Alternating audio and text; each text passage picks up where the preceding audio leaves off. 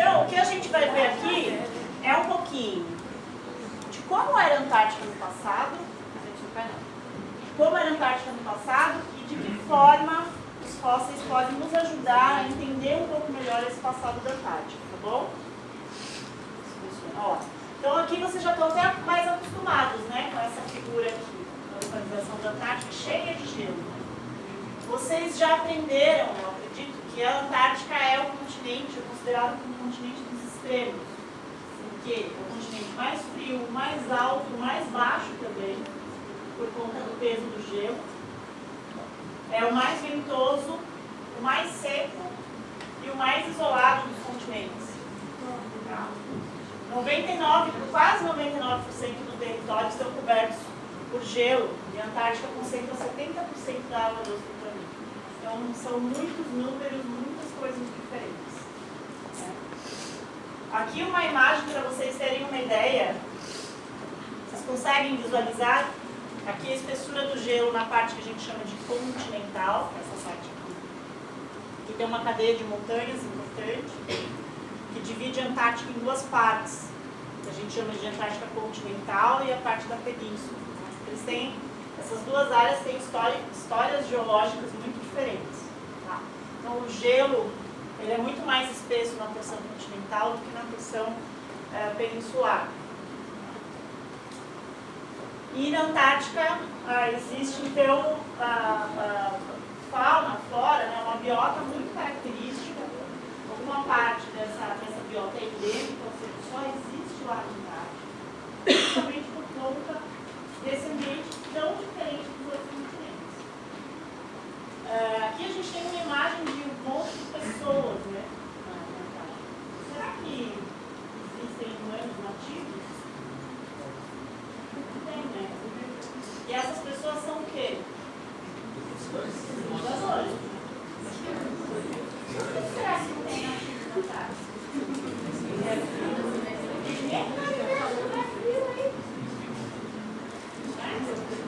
Muito isolado, morre,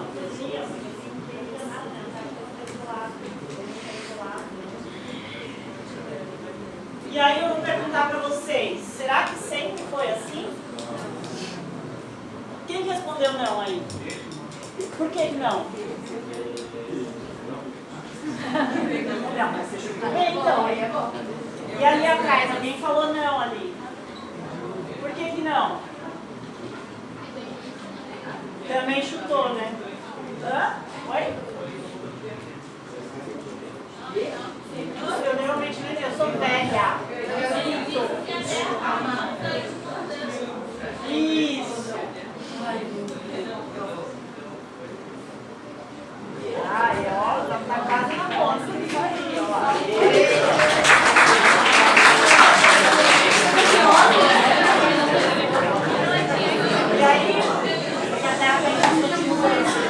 E aí, então eu vou emendar. Eu não ia falar isso mesmo, já que você tocou no assunto, eu vou falar. Então, por que será que é importante a gente entender um pouco desse passado da Antártica? Alguém tem alguma ideia? Por que é importante a gente entender isso? Para saber, tentar saber o que está acontecendo agora e o que pode acontecer no futuro. Então é muito importante a gente entender como foi essa dinâmica do passado da Terra. Esse mapa aqui parece muito estranho, né? Mas aqui, ó, aqui é o Polo Sul, a gente tem aqui os meridianos. E aqui são as posições em que a parte continental da Antártica já esteve ao longo do tempo geológico. Tá? Esses números são as idades, certo? Então, há 550 milhões de anos, o homem não era nem projeto de nada, tá? A vida complexa tinha acabado de se desenvolver aqui. Onde estava a Antártica? Tá? Bem mais próximo do Equador. Depois 530, 510, 490. Então foi esse o caminho que a parte continental da Antártica foi fazendo. A parte da península surgiu mais ou menos nessa época aqui. Tá? Aí deu mais uma passeadinha aqui para o norte e pum, voltou para o sul. Então, se a gente pegar os dias atuais como referência, a Antártica ela tem a posição austral que ela se encontra hoje desde pelo menos 120 ou 70 milhões, entre 120 e 70 milhões de anos. 70 milhões de anos está praticamente igual ao que ela está hoje. Tá? Bom, alguém poderia dizer assim para mim, então quer dizer que a Antártica ela tem cobertura de gelo desde 70 milhões de anos, porque quando ela tem a posição polar dela. A resposta é não. Outras coisas precisaram acontecer para que esses mantos de gelo se desenvolvessem. Tá? Então aqui é uma animação que mostra essa parte mais branquinha é a parte emersa, essa parte mais cinza, mais clara é a parte que a gente chama de plataforma continental, que fica abaixo, ficaria abaixo do nível de água. Tá? E aqui mostra qual que é a relação entre a Antártica e as áreas periféricas, como a América do Sul, que está aqui, e a Austrália e Nova Zelândia, que está aqui. Certo? Então, o que acontece ao longo do tempo, de 80 milhões até o presente? A Antártica vai se separar da Austrália e da América do Sul e fica isolada geograficamente. Aí os cientistas, né, dependendo com quem que assunto cada um trabalha, eles ainda discutem muito qual foi o agente principal responsável pela formação dos mantos de gelo. Não tem foto? Não. Sou eu.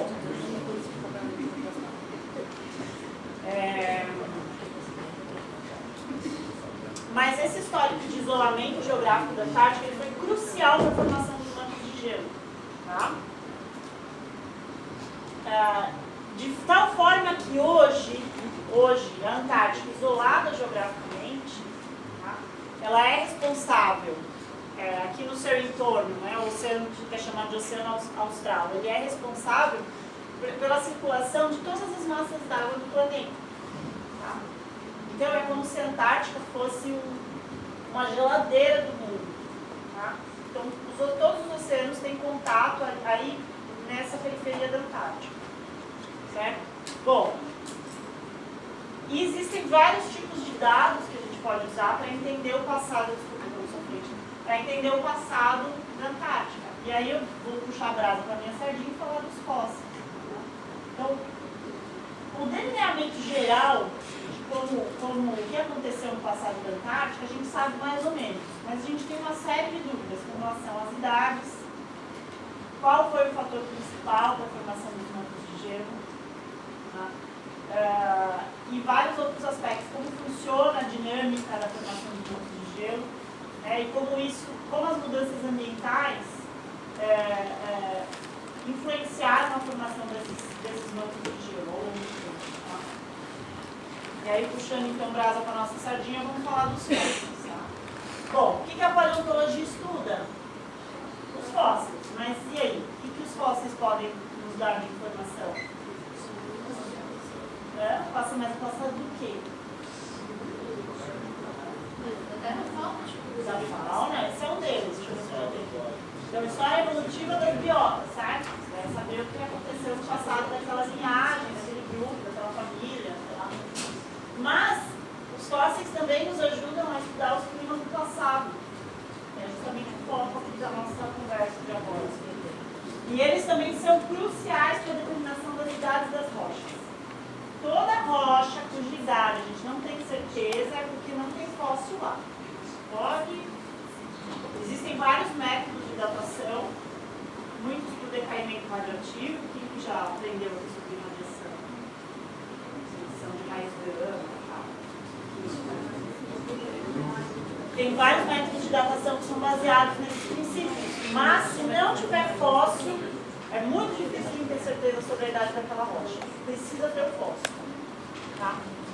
A paleontologia também nos ajuda a entender os ambientes do passado, de forma geral. E também nos ajuda a entender a história dos continentes, se eles estavam unidos, se eles se separaram. Certo? Bom, e vamos falar especificamente dos moluscos aqui, que é o principal grupo que eu estudo. Tá?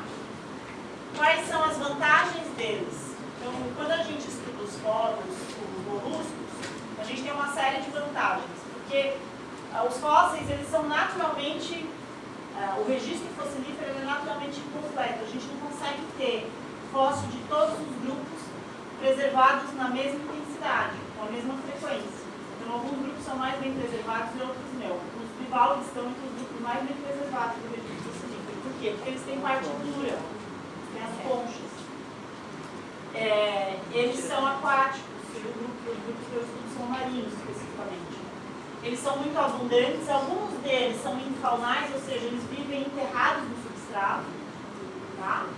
Alguns são o que a gente chama de fósseis guia, ou seja, eles nos indicam determinadas idades, e quando eles ocorrem num lugar e eu encontro o mesmo grupo, a mesma espécie, num outro lugar, numa outra bacia sedimentar, eu sei que os depósitos das duas bacias, eles ocorreram no mesmo tempo.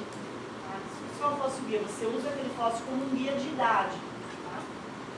E eles também são importantes para nos darem informações ambientais. Bom, então, o que a gente consegue estudar por conta dessas características? A gente consegue estudar aspectos da biodiversidade do passado, a ecologia, a gente aprende sobre a ecologia, como é que eles viviam, tá? Como eles morreram, o que formou aquele concheiro, tá? O tipo de ambiente, a idade das rochas, que vocês já sabem, mudanças climáticas e as relações evolutivas, ou seja, como é que essas linhagens evoluíram ao longo do tempo. Então, eles nos dão muitas informações.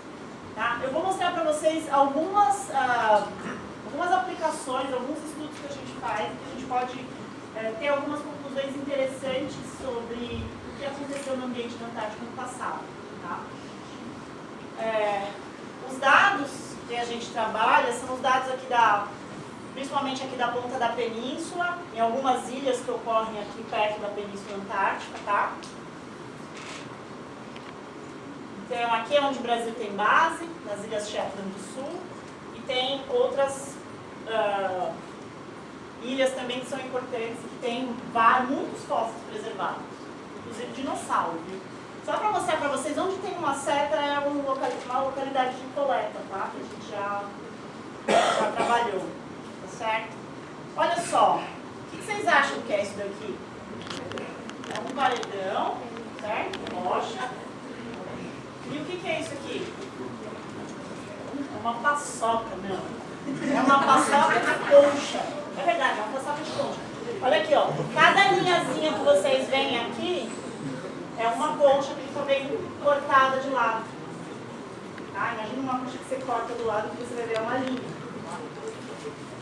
E a forma de acumulação desses concheiros no passado pode nos indicar como era o ambiente. Tá? Foram estudos que a gente já fez. Aí eu vou falar para vocês de dois bivalves, da história de dois bivalves e a relação com o registro fossilífero desses dois bivalves. Nossa, passei o tempo, com 15 minutos. Olha só, esse daqui é o chamado Adamúcio. Tá?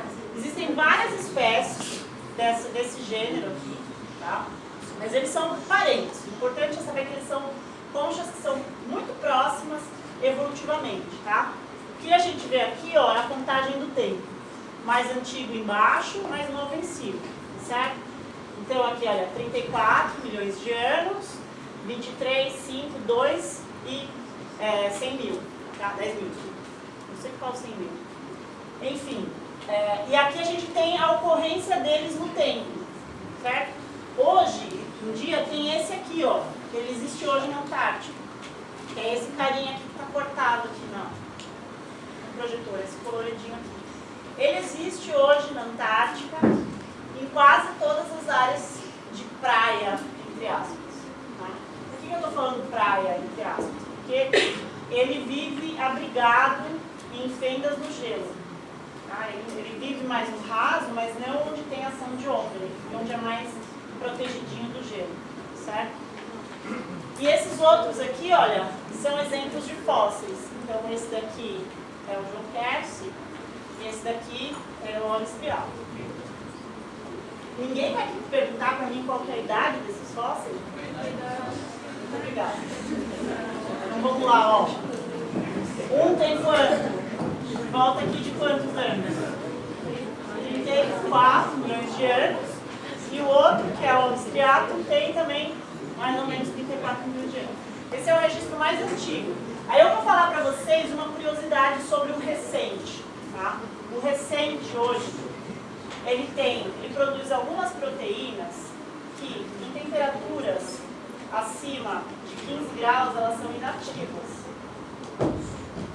Acima de 15 graus, esse organismo aqui, ele travou. Esse bivalve aqui, ó, ele parece aquela conchinha da Shell, é o mesmo tubo. Ele tem capacidade de bater as valvas e fugir de predador, que é a estrela do mar. Qual o predador dele? Acima de 15 graus de temperatura, ele perde a capacidade de nadar. Ele não consegue mais bater as válvulas. E acima de 21 graus de temperatura, ele morre. Ou seja, ele é super sensível à temperatura, ele é super adaptado a temperaturas muito baixas. Né? Aí eu vou perguntar para vocês, bom, e o fóssil? Como é que será que ele vivia? Porque não tem como a gente acessar características do metabolismo dele, certo? Dá para saber. O que vocês acham? Se a gente parte do princípio de que evolutivamente eles são muito próximos, a gente pode inferir, ou seja, não é certeza absoluta, mas é alguma certeza, de que o metabolismo desses fósseis, quando eles eram vivos, era muito parecido. E é por isso que esse, deixa eu ver se eu fiz certo, aqui é uma outra foto dele. Vou passar, depois eu volto, tá? É por isso que ele é considerado um indicador glacial. Então, quando eu tenho no registro fossilífero presença desse organismo, o Adamúcio, eu parto do princípio de que o ambiente já era mais ou menos assim. Tinha uma plataforma de gelo e ele estava vivendo aqui, próximo ao gelo, protegido pelo gelo. Certo? Então, isso é um exemplo de aplicação. Tá?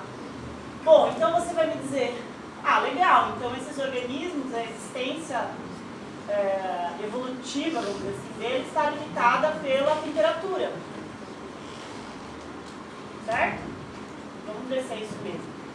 Eu vou voltar aqui, porque eu inverti as bolas. Esse outro carinha aqui, ó, chama Panopeia. Tá? Panopeia, ela tem... ela está presente no registro fossilífero da Antártica até mais ou menos 20, 22 milhões de anos. Ela avança até um pouquinho mais. Hoje em dia não existe Panopeia na Antártica. Não tem. Tá? Mas existe Panopeia